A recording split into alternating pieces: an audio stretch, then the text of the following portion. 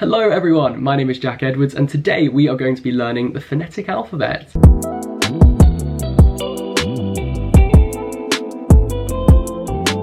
So what is the phonetic alphabet? Basically, the phonetic alphabet came into existence because of the need to communicate clearly over the phone. It was introduced as a way of interpreting a standardized form of the English language, for example, by the military or by an air force. So the first example of this can be found in the First World War, where the British Army used a form of a phonetic alphabet to communicate with each other. The general idea is that when you're trying to communicate a sequence of letters, it isn't always 100% clear which one you're referring to. For example, letters like M and N sound quite similar, D and B also sound quite similar, A and K, and so the British Army started to use words as well as the letters to make it abundantly clear which one they were referring to, and their original phonetic alphabet included words like apple, butter and Charlie. Meanwhile, the infantrymen in the trenches had their own version and they used Ak, Beer and Charlie. The Royal Air Force also adopted their own form of a phonetic alphabet, and then when the US joined the Allied forces in the First World War, a standardized form of this was introduced throughout the Allies, which was called the Abel-Baker alphabet. Eventually, in 1951, a professor of linguistics at the University of Montreal was tasked with the job of creating a standard phonetic alphabet once and for all. Let's just make one that everyone understands. This was effectively to standardize the previous attempts to standardize the phonetic alphabet. So it was just bringing all of those together into one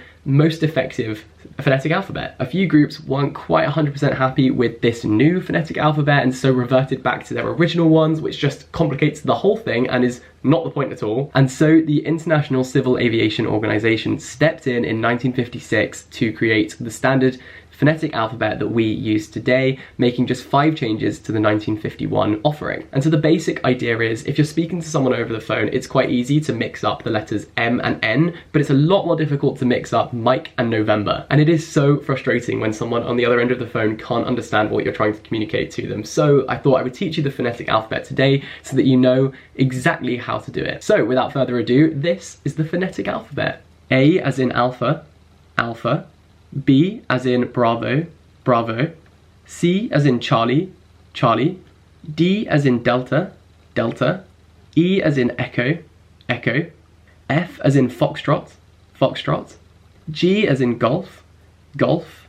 H as in Hotel, Hotel. I as in India, India. J as in Juliet, Juliet.